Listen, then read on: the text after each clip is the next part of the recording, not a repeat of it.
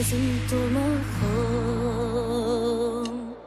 Бас иемін мәңгі ұстаз лайық құрметке, қабылда бол әнді шәкіртіңнен. Алғысы деп айтқан жүректен.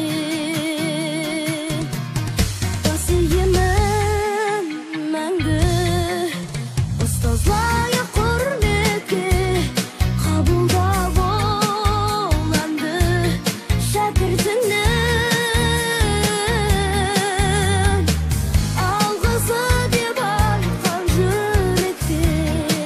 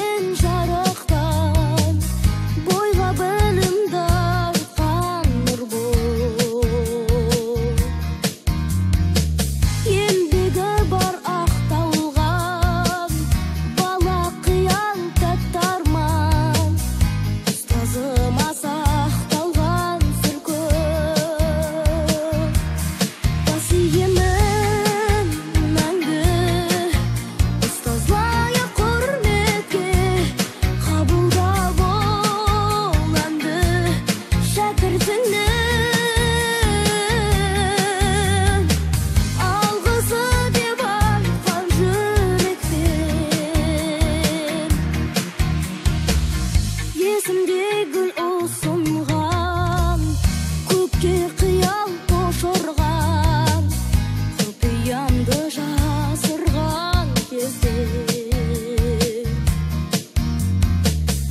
ақ тілегін ақ кемер талай жанға бақ берген, өмір жолын сап берген сіздер бас иемін мәңгі.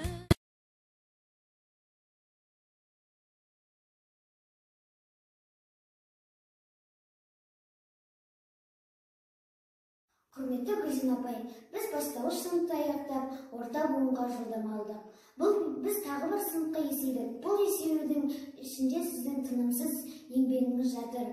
Біз сізді қатты жақсы көреміз, біз сізді сағынатын боламыз. Сіздің жұмысыңызға шығармашылық табыс және де жақсы шәкірттер тәрбиелей беріңіз. Мен осы өлең жолдарымен сөзімді аяқтағым келеді. Ұстаз деген ұлы сөз, ұлақ атты, ол болмаса кім береді парасатты, асылын беріп шәкірт бойларына, ағартқан шол ішінде қара шашты. Сізге көп-көп рахмет. Гүлзина апай, сізді 25 мамыр соңғы қоңырау күнімен шын жүректен құттықтаймын. 4 жыл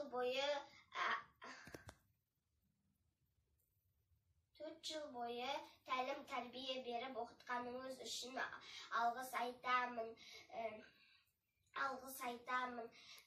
Білімді де ақылды шәкірттеріңіз көп болсын. Менің алғашқы ұстазым мерекемізбен.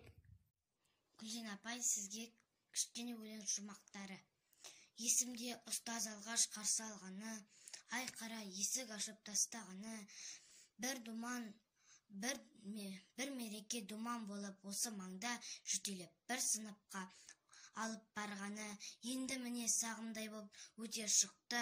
4 жыл уақыт аз бекен, кім біледі, о ұстаз неткен мықты төзімдісің, шашасаң да сездірмей күлімдейсің. Шәкіртім білім алсын, білсін дейсің.